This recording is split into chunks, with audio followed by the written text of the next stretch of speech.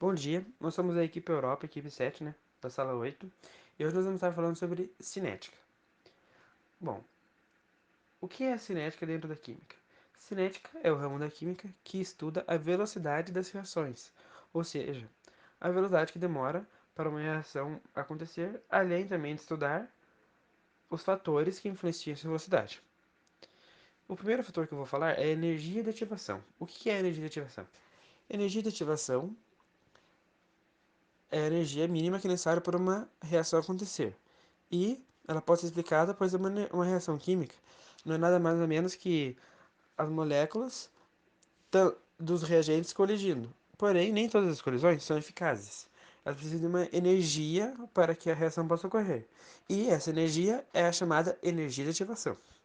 Bom, além da energia de ativação, nós também vamos falar sobre outros fatores, como a concentração, ou seja, quanto maior a concentração de reagentes, mais rápido a reação ocorre.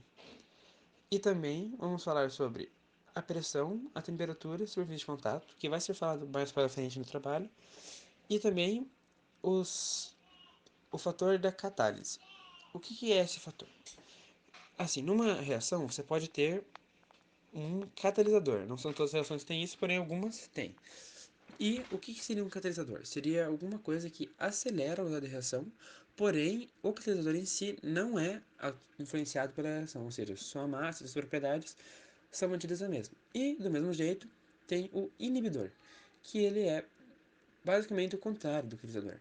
Ele deixaria a reação mais lenta, geralmente anulando um catalisador, mas também suas propriedades, assim como o catalisador, não seriam alteradas nem pelo nem em sua massa, nem em suas propriedades. É possível encontrar um meio de controlar o tempo de desenvolvimento das reações. Assim, nós conseguimos tornar as reações mais rápidas ou mais lentas. Tudo depende de alguns fatores. O primeiro seria a superfície de contato, que quanto maior a superfície de contato, maior é a velocidade da reação. Ou seja, se for colocar sal grosso na água e num copo de água e sal refinado em outro copo, o sal refinado vai se diluir mais rápido por conta que da área de contato ser maior. O segundo é a temperatura, que quanto maior a temperatura, maior será a velocidade de reação. Também existe a concentração. Quanto maior a concentração dos reagentes, maior a velocidade da reação. E por e também podemos utilizar alguns catalisadores que seriam meios para poder acelerar um pouco mais a reação de determinadas substâncias. O que são os catalisadores? São substâncias que aumentam a velocidade de determinadas reações sem participar delas, ou seja, sem serem consumidas durante a reação. Também existem alguns outros fatores, dependendo das reações, que são a luz, eletricidade, pressão e a natureza dos reagentes. Para entender melhor como funciona, a gente precisa saber sobre a lei da velocidade da reação.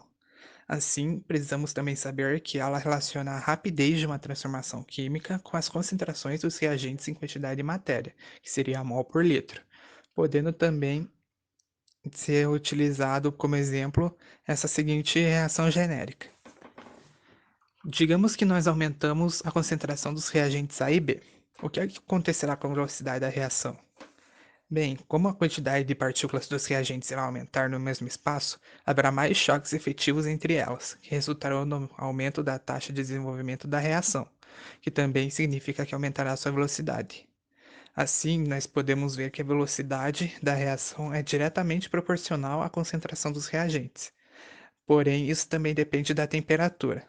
Assim, também temos essa seguinte fórmula que representa a lei da velocidade de reação, que o V seria a velocidade de reação, o K seria a constante, que só depende do valor da temperatura, e o alfa e o beta são expoentes determinados experimentalmente. Apenas quando a reação é elementar, ou seja, ocorre numa única etapa, é que os expoentes são exatamente iguais aos coeficientes da equação química balanceada. Porém, nos outros casos, a potência apropriada a qual se deve elevar a concentração de cada reagente deve ser determinada experimentalmente. Pressão. Bom, a pressão é um dos três variáveis de estado dos gases e pode ser definida como a força exercida pela colisão das partículas dos gases contra as paredes do recipiente que os contém. Transformação isotérmica. Bom, ocorre quando o aumento do volume de uma determinada massa fixa de um gás ideal causa diminuição na pressão exercida pelo gás, ou seja, o volume e a pressão são grandezas diretamente proporcionais, e o produto entre eles é sempre igual a uma constante. Já em transformação isocóricas e isovolumétricas ou isovolumétricas, ocorre quando o aumento de uma temperatura de uma massa fixa de um gás ideal causa um aumento da pressão exercida por ele. Isso porque aumenta a energia cinética de suas partículas, que colidem de forma mais intensa. Agora vamos falar da temperatura nas velocidades de reações. Uma coisa muito importante que temos que lembrar é que quanto maior for a temperatura, maior será a velocidade de uma reação. Isso pode ocorrer em várias situações do nosso dia a dia e a gente acaba nem percebendo. Como, por exemplo, quando a gente quer diminuir a velocidade da reação de decomposição de um alimento, nós abaixamos a temperatura colocando na geladeira. Caso ao contrário, se quisermos aumentar a velocidade de reação de cozimento dos alimentos, colocamos numa panela de pressão, que com o aumento da pressão, aumenta também a temperatura de ebulição da água líquida de onde o alimento está. Mas o que explica a influência diretamente proporcional da temperatura sobre a velocidade da reação? Isso acontece porque para que uma reação ocorra, é preciso que algumas coisas aconteçam, como que as partículas devem se chocar eficazmente e com a energia mínima necessária, que se chama energia de ativação. Então, quando aumentamos a temperatura do sistema, aumentamos também a agitação das partículas reagentes, e isso acaba fornecendo mais energia cinética para elas. Com isso, mais colisões irão acontecer, e com mais energia, aumentando a quantidade de partículas que reagirão e, consequentemente, aumentando a velocidade da reação. A superfície de contato também é um fator que altera a velocidade de uma reação. Quanto maior a superfície de contato, maior a velocidade da reação. Lembrando que toda reação ocorre quando as partículas dos reagentes entram em contato, chocando-se e com a energia mínima necessária. Por isso, quanto mais fragmentado estiver o sólido, maior será a quantidade de partículas que entrarão em contato, aumentando a probabilidade de ocorrerem choques e a velocidade da reação. Como vemos no exemplo abaixo, onde será colocado sal em pó dentro de um copo com água, que irá se dissolver mais rápido pela sua maior superfície de contato. Nesse outro exemplo, será colocado sal sólido dentro do copo com água, porém ele não irá se dissolver mais rápido do que o sal em pó. Isso se deve pela sua menor superfície de contato, pois somente as partículas que se encontram na superfície é que irão reagir com as moléculas de água. À medida que elas forem consumidas, as partículas mais internas passarão a entrar em contato com a água e reagirão progressivamente até que todo o reagente acabe. No entanto, aumentar a superfície de contato apenas intensifica a velocidade da reação, mas não aumenta a quantidade dos produtos no final do processo. Com isso, a gente pode chegar à conclusão de que quanto maior a superfície de contato, maior a velocidade da reação, e quanto menor a superfície de contato, menor a velocidade de uma reação. Bom, primeiro eu vou falar o que é entalpia. Bom, a entalpia é a energia presente em todas as substâncias que podem ser alteradas pelas reações endotérmica e exotérmica. Agora eu vou para a reação. As reações endotérmica e exotérmica são grandezas que medem a quantidade de calor absorvida e liberada durante uma reação química. Qual a diferença entre elas? A reação endotérmica é aquela em que há absorção de energia. Nesse processo, a energia é produzida e de forma independente é mantida. Agora, na reação exotérmica, é aquela que há liberação de energia. Nesse processo, a produção de energia somente persiste mediante a fornecimento contínuo de energia. Olá, galerinha! Hoje eu vou apresentar o experimento teste de reação e eu vou explicar um pouco o que a gente vai precisar usar para esse procedimento. Bom, aqui temos água fria e aqui temos água quente.